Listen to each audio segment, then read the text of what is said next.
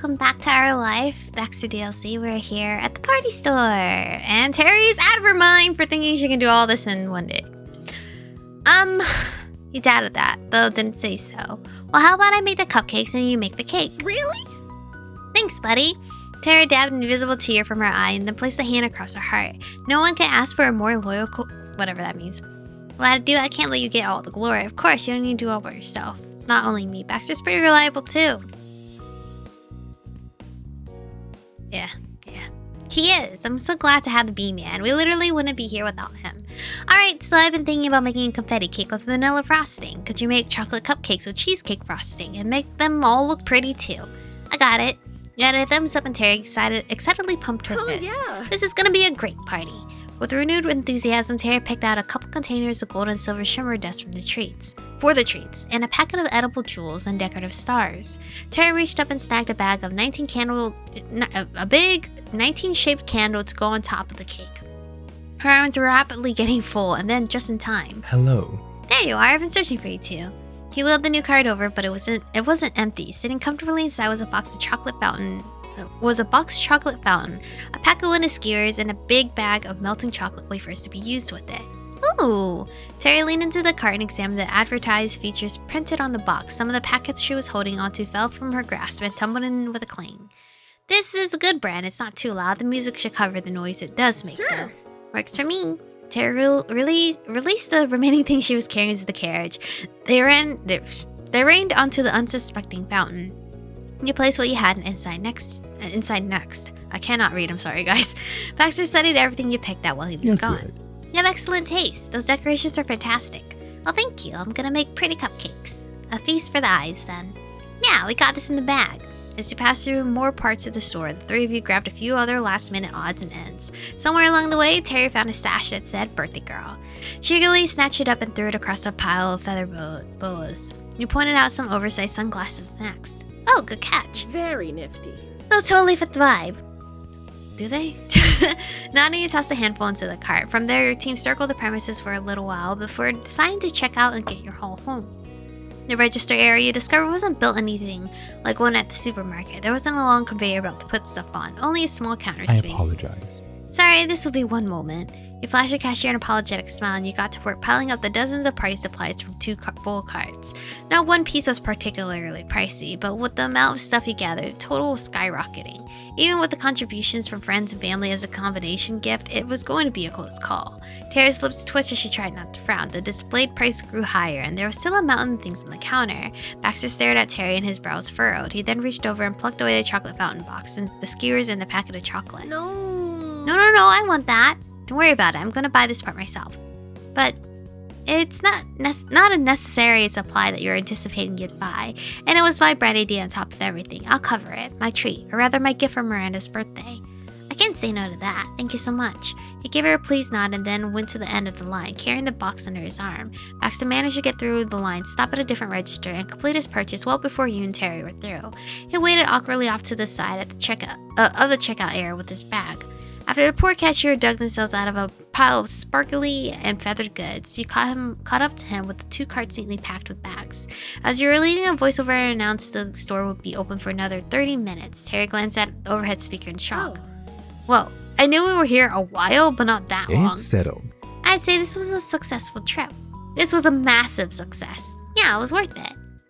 Your party planning committee exited the store and made your way through the parking lot. Together, you had to fill the trunk and a part of the back seat. We'll take the carts back. Yeah, we've got it. I'll stay put here then. Baxter leaned against the car door as you rode away. The sky was dark and the night air felt invigorating after being in the stuffy, overly scented store. There was an added pep in your step now that you weren't weighed down by party supplies. Terry shot you a massive grin and then raced past you across the pavement. Chased after her, you pushed your cart faster before jumping on the back, and riding it, you dashed ahead to beat her to the storefront. Followed behind her. Laughing, you watched Terry zoom far ahead while you trailed along at a leisurely pace. Terry reached the storefront and put her cart away. She spun on her heel and gave you a big wave. Then you returned the car together. Baxter stood up and smoothed his shirt before opening his door. Welcome back. You squeezed into the car and let your eyes feast on the fruits of the afternoon's labors.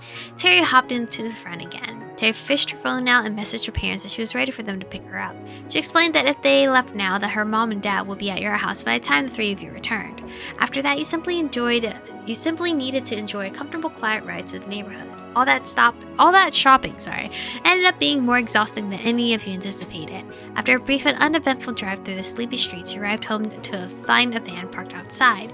As you approached, you recognized a shade of green paint and that characteristic dent in the rear fender. Terry leaned out the window and hollered cheerily, "Alright, you made it!"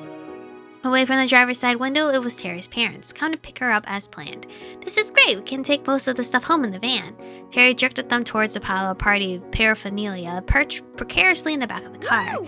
I figure it can stay there until tomorrow. My old folks said we could borrow the van to take everything to the party venue anyway. It's like we planned it or something." Baxter silently nodded, pulling up alongside Terry's parents. "Is that fine?" "Well, since we're transferring the supplies from one vehicle to another, we might as well minimize the distance. Terry, would you mind?" He gestured towards the rear of the van. Terry nodded and hopped out to let her mom know it was safe to pop the trunk. While you left your seat, Baxter opened his own car, then gave Terry's mom and dad a friendly wave. Thus began the daunting task of unloading. Terry's parents noticed how much stuff you'd end up bringing back, and soon they were also lending a hand. With all five of you, the seemingly endless stack of party goods was defeated in a few short minutes. "I think that's the last of it. Many hands surely do make light work." You let out a sigh of relief, stretching your arm. They'd gotten sore from all the heavy lifting in spite of the help. Bow down before the awesome and terrible power of teamwork. Shopping is fun and all until you have to take it all home. The unloading process, especially for groceries. Oh, dear Lord, could someone else do it? Terry wasn't even remotely out of breath. She could do the whole thing over again without breaking a sweat. You counted yourself lucky she didn't threaten to do just that. Her sense of humor could be wild sometimes. Baxter leaned against the closed rear door of the van, casually addressing Terry and her parents. "Are you fine people headed home now? It's getting late." A trio of assenting noises followed. "Yeah." "Yep, we've got everything for tomorrow. Oh, hold on a second." She marched over to where you stood and planted her feet on the sidewalk with intent. She stood to attention as though suddenly in the middle of a military parade. You could see she had an object clutched in her right hand, though it was difficult to make out in the dusk. She must have taken out one of the shopping bags from earlier. "Soon as I get home, the next stage of our mission commences. Don't worry about me, though. It'll be... Here it comes. A piece of cake!" She lifted one of her hands and dropped the held item into it. 3 shimmering cylinders of confectionery glitter, of course. There was still work to be done tonight. Baking. You're raring to go. You were starting to feel worn down. It was a struggle just to keep your eyes open. No, you're raring to go. You clutched your little plastic tubes of glitter tightly, giving Terry an enthusiastic mock salute. "Aye, aye, Captain. Good luck, and see you tomorrow. "See you later." I'll swing by to pick you guys up at 7 a.m. tomorrow morning." I don't know about that for Baxter. Party starts at noon, and we're gonna need all the time we can get. With a skip and a jump, Tara was already clambering into her parents' van. She waved enthusiastically as the sliding door closed. After retreating to a safe distance, you and Baxter watched the van pull out and head off up the street. It was surprising it could move anymore with all that extra weight. The glow of the headlights grew distant and then faded into the night like a late summer dream. Suddenly, you thought again about how fragile and fleeting your time in Sunset Bird was, and how the last season with your friends would vanish, never to return.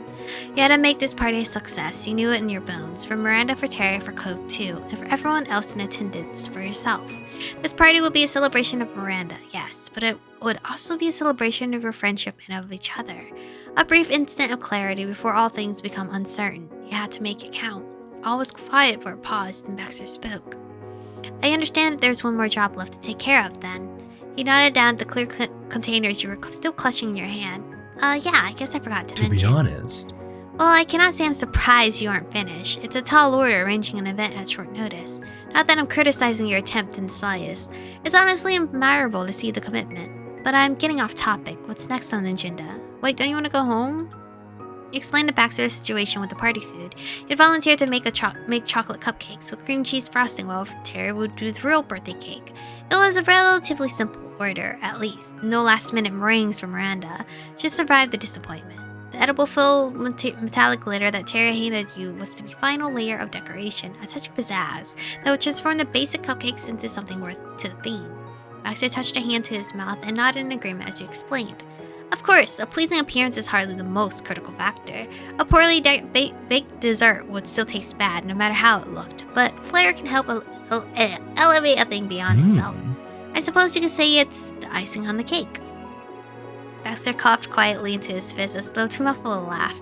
Terry had been rubbing off on him clearly. Regardless, that sounds to be a marvelous idea, though slightly less marvelous given how tight the schedule is. It's getting late. There was no denying that. His thoughtful expression was obscured by the darkness around the both of you. Here's what I suggest. Why don't you come over to my house and do it? I can give you a hand with the preparation if you think I'll be any use. Are you sure? For how often and how readily Baxter always offered his services, you shouldn't have been taken aback by this latest gesture, and yet you still found yourself wondering why.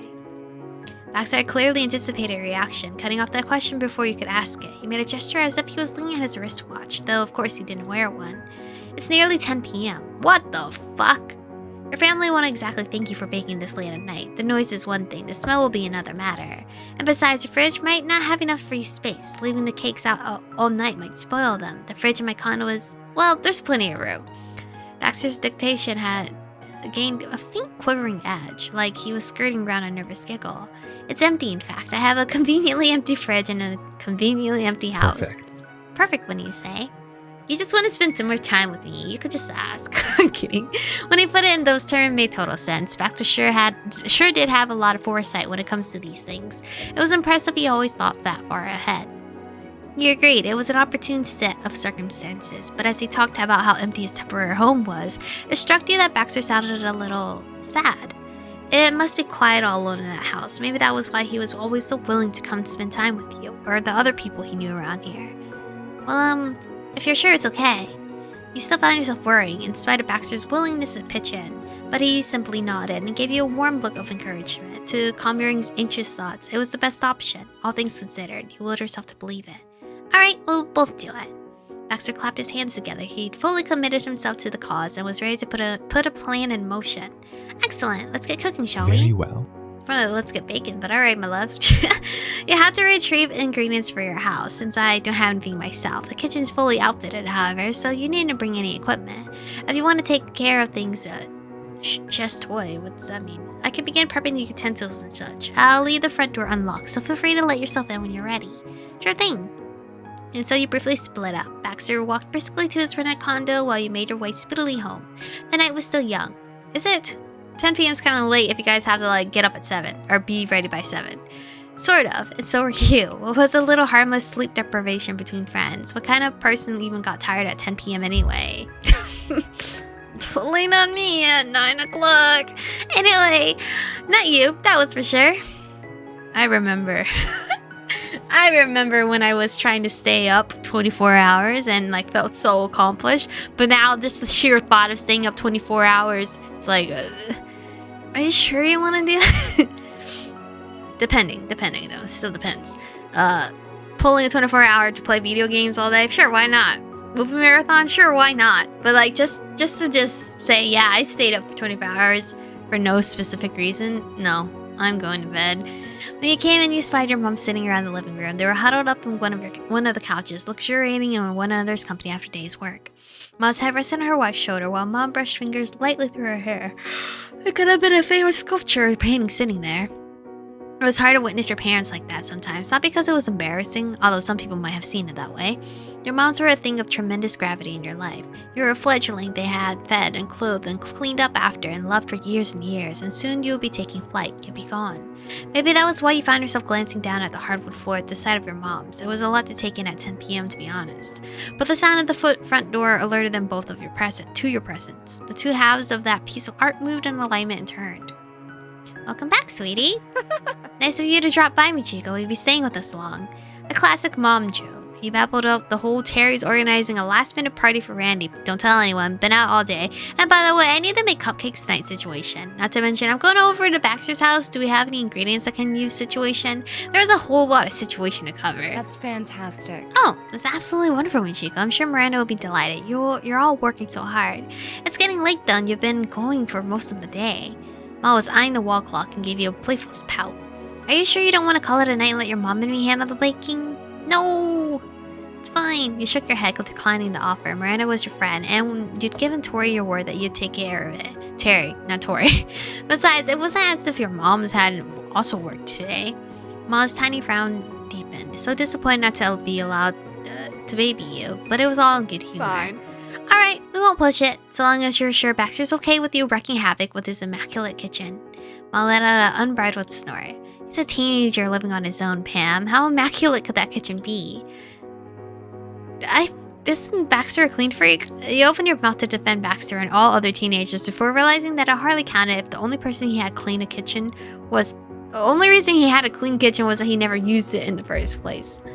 If his tone earlier was anything to go by, he'd probably even thank you for making a mess. It might brighten up the place. You didn't say any of this to your moms, though. You made it clear to them that Baxter had assured you it was A-okay. It was his idea to begin with, after all. He'd been insistent on helping, like certain other people you could mention. This mollified your parents, so they teased. They were acting entirely out of consideration of your temporary neighbor. Too bad Baxter Ward had outconsidered them already. I understand. You'll handle it like the grown-ups you are. At least let us help you gather the ingredients together before you go. Pam, do you think you could get the... Sure thing. Already on it. They already know what they... Okay. Mom had headed towards the kitchen and began pulling things out of the cupboards. Your mom and I actually had some leftover boxes of chocolate cake mix from, I forget what it was for now, but you're welcome to take it all, honey. Alright, thanks, Mom. Anyway, this is where we're going to stop for today's episode. We're going to have a late night baking session with... Oh my god, are we gonna actually dance in the kitchen late at night? Yo, I don't know if they actually slipped that in, but remember when I said? That would have been way crazy. But anyway, thank you guys for watching today's episode. Stay beautiful, and I'll see you guys in the next one.